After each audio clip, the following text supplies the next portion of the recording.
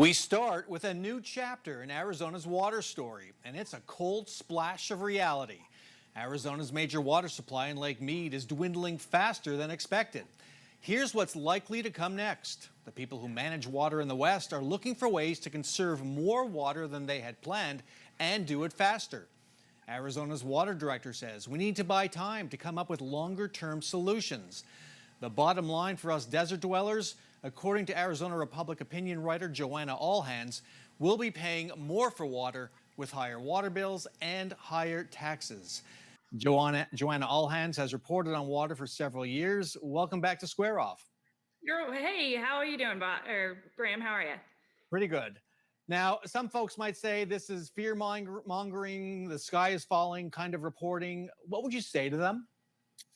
Probably in normal times, this might sound like fear mongering, but when you talk to folks in the water community, there is real concern. I mean, we passed the drought contingency plan 2 years ago that was supposed to really sort of help put Lake Mead on much more solid footing. And here we are 2 years later, and we've got to do a lot more.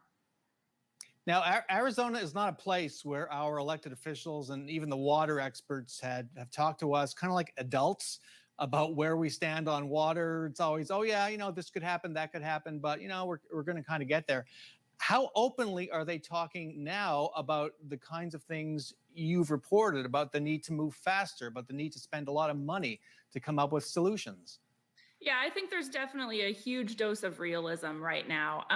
Now is not the time for water managers to be sugarcoating this. I mean, it's a real situation, and it's something that we're going to have to deal with, and we're going to have to deal with pretty quickly. The modeling is showing that we're going to have to save quite a bit more water than we were planning, even just next year. Because if we don't do it next year, then we'll have to save even more in subsequent years just to keep the lake from tanking, basically. And just talk about the lake tanking. It's called Deadpool. What does that mean if the lake becomes a Deadpool? Well, it sounds horrible, and actually, well, it kind of is. So if we were to reach Deadpool, no water would leave the lake. Basically, the water level in the lake is lower than the pipes that carry the water further downstream. So that water would not be coming to anyone downstream at all. And so this is kind of an abstract conversation, even when you use terms like Deadpool. What could that mean for those of us all over the West who live downstream and who need that water source? Well, we definitely don't ever want to reach Deadpool. And I think that's where the discussion is we're trying to figure out what can we do to put enough of a buffer in on the lake so that we don't ever have any chance of reaching Deadpool. And to be clear, the chances of reaching Deadpool, even now, when we're finding that we need to do a lot more, are actually still relatively low. But the chances of reaching 1020 in elevation, which is kind of the mark above Deadpool that sort of gives us that buffer, the chances of us reaching that level now are about 60%. So that's way too high. That's way too much risk. Especially in the water management world, you don't want risk. You want to get rid of that risk as much as you can and do it for the long term. So Arizona Water Director Tom Boshatsky and other water experts have talked about buying time for a longer term solution. How do we buy that time? Is it literally buying it? Yeah, we're basically paying people not to use water. That's basically the plan. And we're doing it very quickly.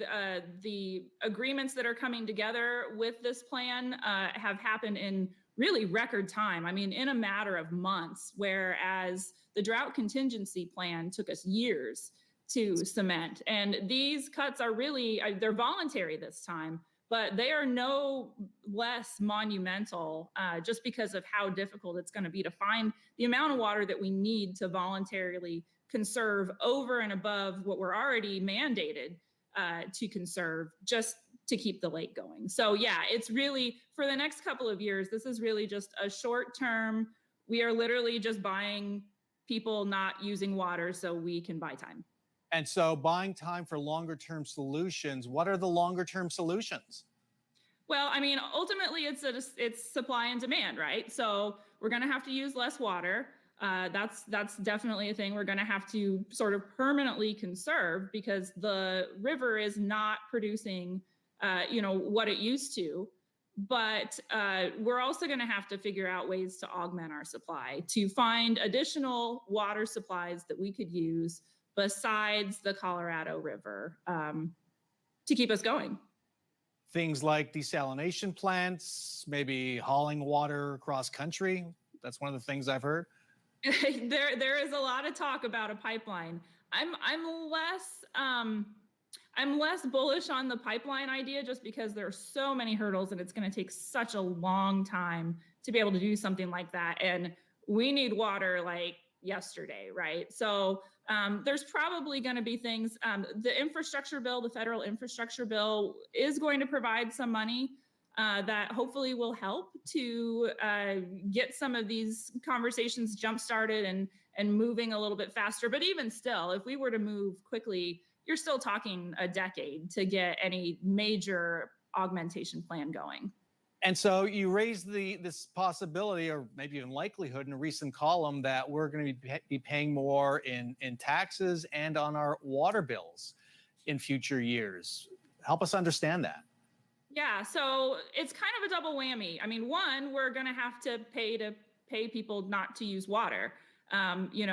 Just carrying out this additional plan of voluntary cuts for the short term, you got to pay for that. But there's also, when you're flowing less water through the Central Arizona Project canals, it costs more to deliver that water. When you have less water, there's higher costs. So there's going to be an additional cost. The rates to deliver this water to cities in Central Arizona is going to become more expensive, which then gets passed along to customers. There's also, there's a tax that we pay in order to help finance additional things with water delivery. So yeah, there will be higher taxes and higher bills.